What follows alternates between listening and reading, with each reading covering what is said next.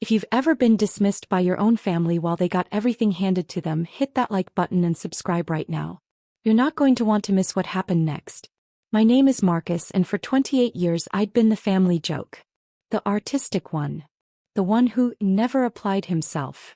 The disappointment who chose photography over law school, who rented a studio apartment instead of buying property, who drove a 10-year-old Civic while my brother Trevor cruised around in his leased BMW. Trevor was the golden child. Stanford MBA. Corporate lawyer. Married to Amanda, a pediatric surgeon. They lived in a 4,200 square foot house in Tarrytown that Mom never shut up about. Meanwhile, I lived in a 600 square foot studio in East Austin that Mom described as Marcus's little artist phase that's lasted a decade. The family dynamics crystallized at every holiday dinner. Trevor would talk about his cases, his billable hours, his country club membership. Amanda would discuss her surgeries, her hospital politics, her charity galas. Me. I'd mention a photography project and Mom would pat my hand like I was a child showing her a crayon drawing. "That's nice, dear," she'd say, then immediately turn to Trevor. "Tell us more about the Henderson merger." Dad was more subtle, but the disappointment radiated from him like heat from asphalt in July. He'd been a real estate developer his entire life. Built a small empire in Austin from nothing. 8 rental properties generating steady income, a development company that had shaped 3 neighborhoods. He'd wanted both sons in the business. Trevor went into law to handle the legal side. I went to art school. Photography, Dad had said when I told him, his voice flat. "You're choosing photography." "It's what I love, Dad." "Love doesn't pay mortgages, Marcus." That was 15 years ago. The disappointment had only calcified since then. But here's what they didn't know, what none of them knew. Grandpa John had seen something in me they couldn't. Before he died in 2019, he'd pulled me aside at his 90th birthday party. "You've got your grandmother's eye," he'd said, his weathered hand gripping mine. "She saw beauty in things other people overlooked. Made a fortune in antiques because of it. You've got that same gift." "Thanks, Grandpa. I'm not just blowing smoke, boy. I see what you're building. That website of yours, those corporate clients. You're doing it quiet, doing it right. Not like Trevor, announcing every damn win like he's curing cancer." 2 weeks later, Grandpa John called me to his lawyer's office. What he did there changed everything, but I told no one. Not a single soul. "This stays between us," Grandpa had said, his blue eyes sharp despite his age. "I want to see who actually loves you and who just tolerates you. Understand?" I understood.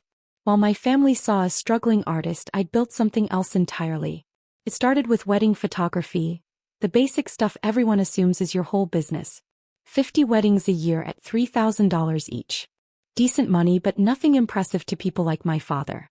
But wedding photography was just the storefront. The real business was corporate and commercial work. Fortune 500 companies paying $15,000 to $45,000 per shoot. Architectural firms needing $30,000 campaigns for their luxury developments. Tech companies in the domain paying $60,000 for their website and marketing materials.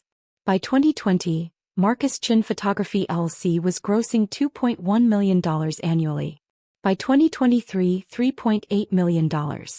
I had a team of 12 photographers working under me, a studio manager, 2 digital editors, and a business manager handling the corporate accounts. But I kept my studio apartment. Kept my old Civic. Kept showing up to family dinners in jeans and t-shirts while Trevor wore his tailored suits. I let them think what they wanted to think. Because Grandpa John was right. I needed to see who they really were. The answer became crystal clear when Dad got his cancer diagnosis in January. Stage 4 pancreatic. 6 months, maybe 8 if the treatment worked. It didn't work. Trevor immediately started positioning himself as the grieving son, the responsible one who'd handle everything. He took over Dad's medical decisions, his business operations, his financial affairs. Mom praised him constantly for stepping up. "Thank God we have Trevor," she'd say, dabbing her eyes. "I don't know what we'd do without someone competent in charge." I visited Dad 3 times a week. Sat with him for hours. Held his hand when the pain got bad. Listened to his stories about building his first fourplex in 1987. Showed him photos from my recent shoots. A semiconductor plant in Round Rock, the new Tesla facility, downtown high-rises at Golden Hour. "These are good, Marcus," he'd said once, studying my iPad with the focus he usually reserved for blueprints. "Really good. You've got an eye for lines and light." "Thanks, Dad. I'm sorry I never really understood what you were doing." "It's okay." "No, it's not." His hand trembled slightly. "I saw failure because I was looking for it. That's on me, not you." We never got to finish that conversation. Trevor burst in, talking loudly about estate planning, about how he'd been meeting with lawyers, about how we needed to protect Dad's legacy. Dad died on a Tuesday in August. The funeral was massive. Everyone from the Austin real estate community showed up. Trevor gave a eulogy about carrying on Dad's vision. Amanda stood beside him in perfect widow-adjacent black. Mom sobbed loudly in the front row. I sat in the back and said nothing. The inheritance meeting was scheduled for September 15th, exactly 3 weeks after the funeral. Mom wanted it at the house, the big Westlake property Dad had built in 1995. Trevor insisted on having Dad's lawyer present, plus an estate accountant. I showed up in jeans and a button-down shirt. Trevor wore a charcoal suit that probably cost $2,000. Amanda sat beside him in a cream-colored dress, her hand possessively on Trevor's arm. Mom sat at the head of the dining table, Dad's empty chair beside her like a ghost. The lawyer, Richard Morrison, sat across from me with a leather portfolio. The accountant, a thin woman named Patricia, had a laptop open and 3 inches of printouts beside her. "Thank you all for coming," Richard began, his voice professionally somber. "We're here to execute Thomas Chen's last will and testament, dated March 18, 2024. Trevor leaned forward, his fingers steepled. The position of a man who already knows he's won. Richard opened the portfolio. Thomas's estate consists primarily of his 8 rental properties in Austin, with a combined assessed value of approximately $4.2 million. There's also a business account with $175,000, and a personal savings account with $83,000. The properties are the key asset, Trevor interjected smoothly. I've already been managing them for the past 6 months, handling the tenant issues, the maintenance, the finances. Dad and I discussed transition planning extensively. I'm sure he appreciated that, Richard said carefully. He wanted continuity, Trevor continued. Someone who understands real estate, who has the legal background to handle the complexities. Someone who won't let the properties deteriorate or the business fall apart. His eyes flicked to me. The implication was nuclear obvious. Amanda squeezed his arm supportively. Mom nodded slowly, tears forming again. Shall we proceed with the reading? Richard asked. Please, Mom whispered. Richard cleared his throat and began reading. Dad's will was straightforward. Personal effects to Mom, some cash gifts to various charities, and then the main clause. I leave my 8 rental properties and associated business operations to my son Trevor Daniel Chen, trusting in his judgment and capability to maintain and grow this legacy that I spent my life building. The words hung in the air like smoke. Trevor sat back, his expression carefully neutral but satisfaction radiating from every pore. I'll honor that trust, Mom. I promise. I know you will, sweetheart. Mom reached across the table to grip his hand. Amanda actually smiled. A small, triumphant curve of her lips. Patricia, the accountant, shifted uncomfortably, her eyes on her laptop screen. Richard looked at me. Marcus, your father left you his photography equipment and his collection of vintage cameras. He noted that you'd appreciate them more than a monetary gift. $20,000 in cameras, maybe, versus $4.2 million in properties. The message was clear. You're the artistic one, take the art stuff. Drop a comment and let me know where you're watching from tonight. Trevor leaned forward again. Actually, there's something we need to discuss. Patricia has identified some irregularities in the property accounts. Irregularities? I asked quietly. Over the past 3 years, Patricia said, her voice strained, there have been systematic withdrawals from the rental income accounts. Approximately $260,000 total. The money went to an account we haven't been able to trace. All eyes turned to me. Marcus, Mom said, her voice breaking. Tell me you didn't. Didn't what? Steal from your father, Trevor said flatly. While he was sick. While he trusted you to visit him. The accusation was so outrageous it took me a moment to process it. You think I stole from Dad? The timeline matches your visits, Trevor said, pulling out his own folder.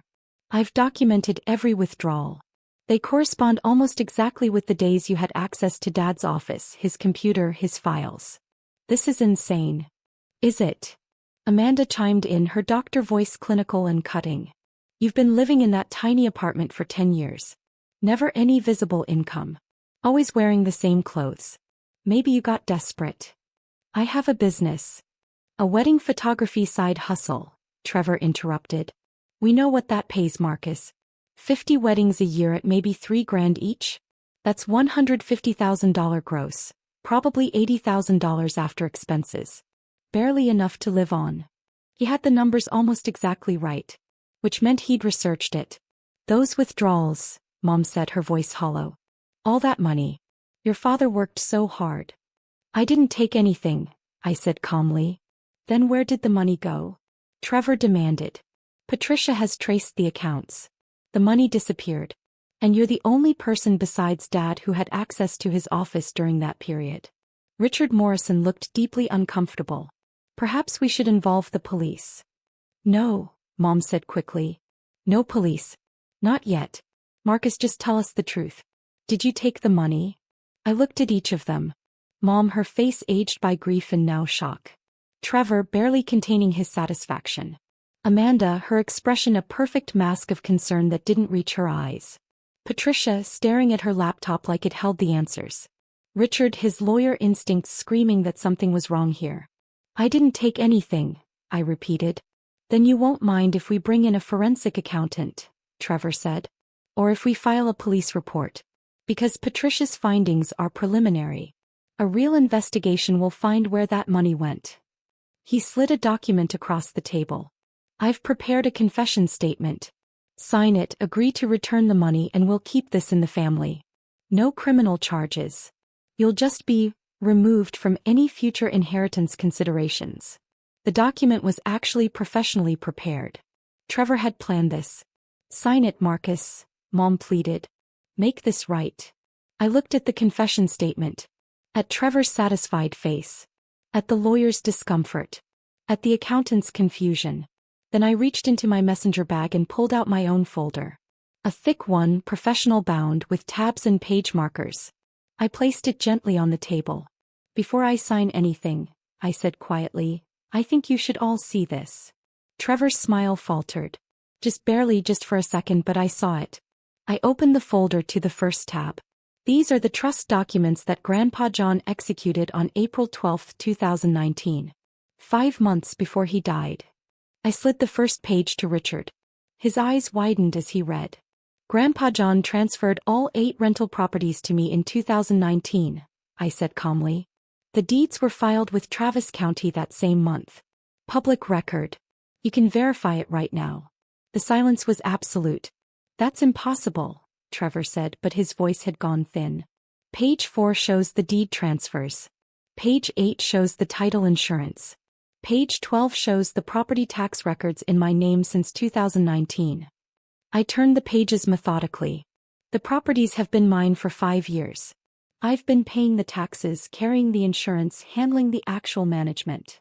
But Dad's will, Mom stammered. Dad's will left Trevor properties that Dad didn't own anymore, I said. He couldn't leave Trevor what was already mine. Richard was speed reading the documents, his face going pale. These appear to be legitimate. The recording numbers, the notary seals, the title company stamps. Call Travis County Records, I said. Recording numbers are right there. This will take you 5 minutes to verify. Patricia was already typing on her laptop, her fingers flying. Oh my God, she breathed. He's right. The properties are recorded in Marcus Chen's name as of April 2019.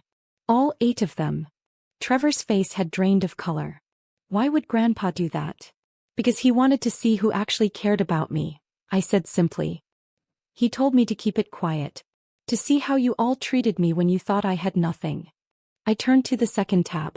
Now, about that missing $260,000. Trevor's hands gripped the table edge. Those weren't withdrawals, I said. Those were rental payments being deposited into the correct account. Mine.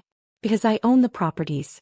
Patricia, you were looking at Dad's old business account, wondering where the money went. It went to the property owner. Me. I slid another document across. These are my business bank statements for Marcus Chin Property Management LLC. Every deposit matches the dates Patricia flagged. Because tenants were paying rent to the actual owner. Patricia stared at her screen, then at my documents, then back at her screen. The amounts match exactly, she whispered. So when you accused me of theft, I said, looking directly at Trevor, you were actually describing yourself. You've been trying to claim properties you don't own. That's fraud. I didn't know, Trevor started. You didn't know because you never asked. You assumed. You saw what you wanted to see, a failure of a brother you could blame for your scheme. I turned to the third tab and my voice got colder. But here's the interesting part. Patricia, you said you found irregularities. Did you find the other irregularities? She looked confused. Other. The withdrawals from the property's maintenance reserve accounts. The ones that went to an LLC registered to Amanda Chin. Amanda's face went white. Between 2022 and 2024, someone systematically drained $127,000 from the property maintenance reserves. I noticed it 6 months ago because I actually review my property accounts monthly. I hired a forensic accountant, a real one, and they traced every penny. I placed another document on the table. The money went to Luxury Medical Consulting LLC, registered to Amanda. Except there's no consulting business. It's just a shell company. That's not, Amanda started, but her voice cracked. I have the bank records, the wire transfer authorizations. And they're all signed with a digital signature, using Dad's login credentials. I looked at Trevor. The ones you had access to as his power of attorney. The silence was crushing now. Hit that subscribe button if you've ever had to set boundaries with toxic family, because what happened next was nuclear. Richard Morrison had gone from uncomfortable to horrified. This is attorney fraud. Identity theft. Embezzlement. It's also why I installed security cameras in Dad's office 8 months ago, I said. When I noticed the first suspicious withdrawal. I have footage of Trevor accessing Dad's computer after hours, using Dad's password, initiating wire transfers. Trevor stood up abruptly, his chair scraping back. This is bullshit. You're making this up. Sit down, Mr. Chin, a new voice said from the doorway. We all turned. 2 people stood there. A man in his 50s wearing a suit and a woman in her 40s with a badge clipped to her belt. I'm Special Agent Victoria Hart with the FBI's Financial Crimes Unit, the woman said. This is Assistant District Attorney James Chin. No relation. We've been investigating financial elder abuse allegations involving Thomas Chen's estate. FBI. Mom whispered. Marcus contacted us 3 weeks ago, Agent Hart said, walking into the room. He provided documentation of systematic financial exploitation of his elderly father, including identity theft, wire fraud, and embezzlement. She looked at Trevor and Amanda. We've spent the past 3 weeks verifying his evidence. Every document checks out. Every bank record confirms the allegations. Trevor's face had gone from pale to gray. Amanda was shaking visibly. Trevor Daniel Chin and Amanda Rachel Chin, Agent Hart continued. You're both under arrest for conspiracy to commit wire fraud, identity theft, and exploitation of an elderly person. These are federal charges. Wait, Trevor said, but 2 more agents I hadn't seen entered the room with handcuffs. You have the right to remain silent, one of them began. The next 5 minutes were chaos. Trevor shouting about lawyers, about mistakes, about how I'd set him up. Amanda crying, her perfect composure shattered, mascara streaming down her face. Mom sitting frozen in shock, unable to process what was happening. Richard Morrison looked like he'd aged 10 years in 10 minutes. Patricia was quietly closing her laptop, her face carefully neutral. The agents led Trevor and Amanda out in handcuffs. Trevor's last look at me was pure hatred mixed with disbelief. Agent Hart remained behind. Mr. Chin, Marcus, we'll need you to come downtown tomorrow to sign your formal statement. But I wanted to thank you personally. Financial elder abuse cases are incredibly difficult to prosecute. Your documentation made this possible. My grandfather taught me, I said. Paper beats promises every single time. After the agents left, the dining room felt like a tomb. Mom sat staring at her hands. Richard was gathering his papers with shaking fingers. Patricia had already slipped out. You set him up, Mom said finally, her voice hollow. Your own brother. No, I said quietly. Trevor set himself up. I just documented it. You could have told us. Told us about the properties, about what Grandpa did. Would you have believed me? I asked. Before today, if I'd told you I owned 8 properties worth $4.2 million, would you have believed me? Or would you have laughed? She didn't answer. He didn't have to. Grandpa John wanted me to see who you all really were, I said. He wanted me to know if you loved me or just tolerated me. Now I know. Marcus. I listened to you praise Trevor for years. The golden child. The responsible one. I watched you dismiss everything I did as a phase or a hobby. I sat through dinners where my accomplishments were footnotes and his were headline news. We didn't mean. Yes, you did. I stood up, gathering my folder. You meant every word. Every dismissive comment. Every disappointed look. You believed I was nothing because that's what you wanted to believe. What happens now? She asked, her voice small. Now. I picked up my bag. Now Trevor and Amanda are facing federal charges. The prosecutor thinks they'll get 3 to 7 years each. Their assets will be seized to pay restitution. Their reputations are destroyed. And us. That's up to you, Mom. I own 8 rental properties worth $4.2 million. I own a photography business that grosses $3.8 million annually. I have a real estate portfolio worth another $1.7 million that I've been building since 2019. I'm doing fine. Her eyes widened. You're worth about $9 million, give or take. I shrugged. Could be more. I stopped counting. Why didn't you tell us? Because Grandpa John was right. I needed to see who loved me and who just tolerated me. I needed to know if you'd value me without money. I moved toward the door. Tao, I know. Marcus, please. I'm not cutting you off, Mom. But I'm done begging for a place at this table. I'm done being the punchline. I'm done pretending to be less than I am so you feel comfortable dismissing me. What do you want from me? I want you to think about the last 10 years. About every time you praised Trevor and patronized me. About every time you chose his version of success over mine. About every time you made me feel small. I paused at the doorway. Then, if you want a relationship with me, we build a new one. One based on who I actually am, not who you wanted me to be.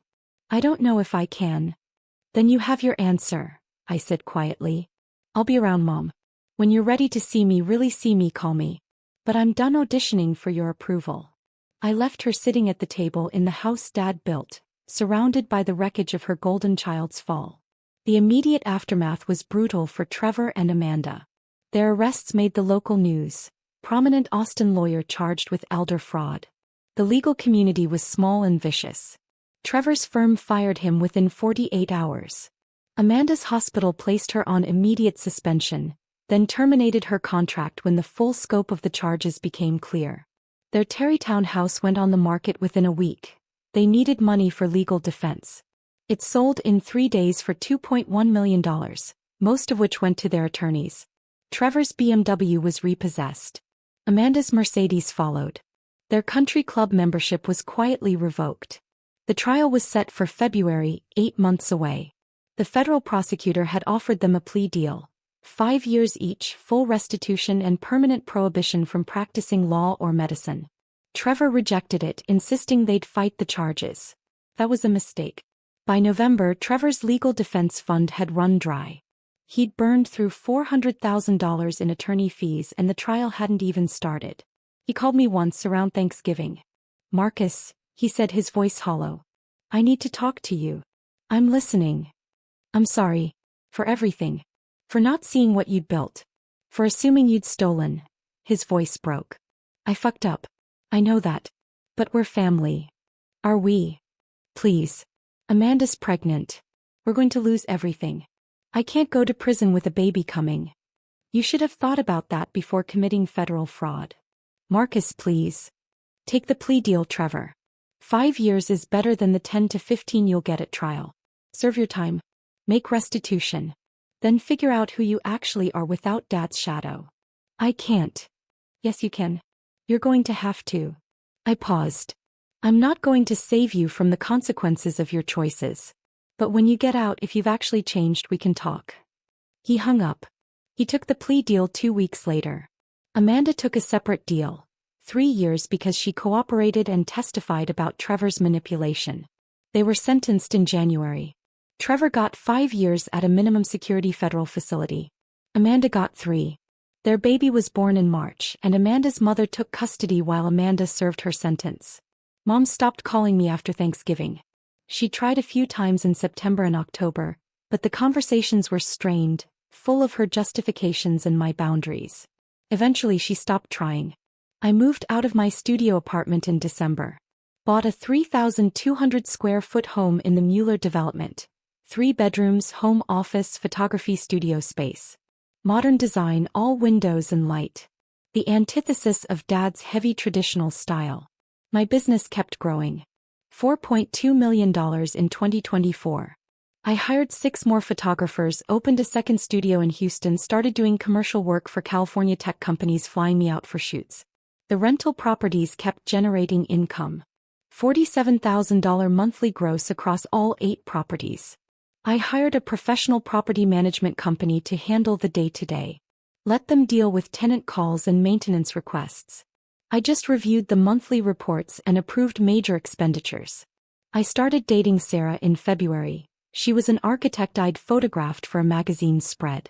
She knew nothing about my family drama, just saw me for who I was. We took things slow, had dinner every week, explored Austin together. No pressure, no expectations. Grandpa John's wisdom echoed constantly, let people show you who they are. In April, 1 year after the arrest, I received a letter from Mom. Handwritten, 12 pages.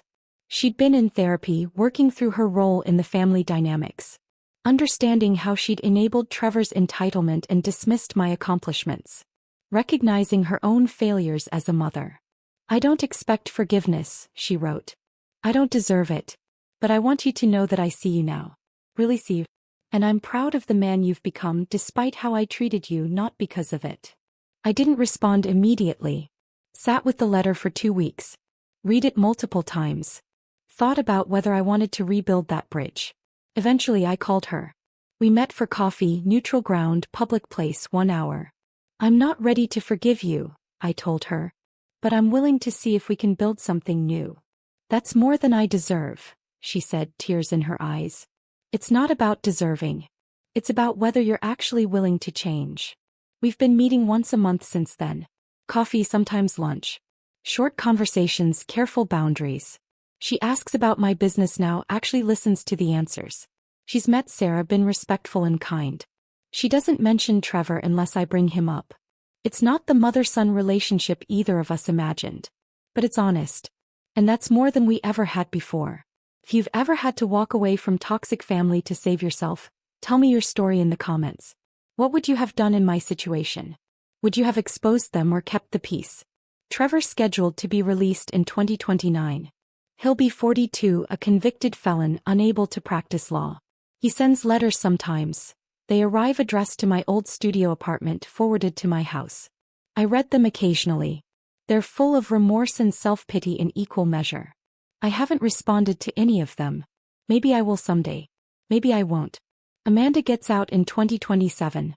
I heard through mutual acquaintances that she's been a model prisoner, taking courses, working in the prison library. Her daughter is 4 now, being raised by Amanda's mother. Whether Amanda will get custody back is unclear. The rental properties are worth $5.8 million now. Austin real estate keeps climbing. My photography business hit $5.1 million last year. My investment portfolio passed $3 million.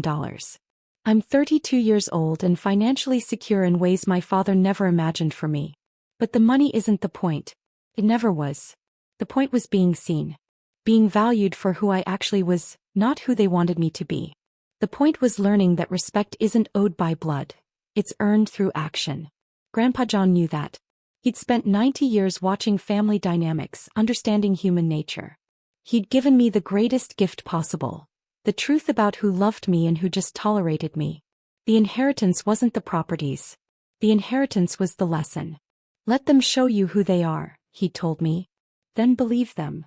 I believed them. And in doing so I freed myself. Last week I closed on a 9th rental property. A 4-plex in East Austin, the neighborhood Dad started in 40 years ago. I'm slowly building my own legacy, one property at a time, one photograph at a time, one authentic relationship at a time. Trevor thought he was inheriting an empire. What he got was a prison sentence and a life lesson. You can't build anything real on a foundation of lies. I'm building something real now. A business that reflects my vision.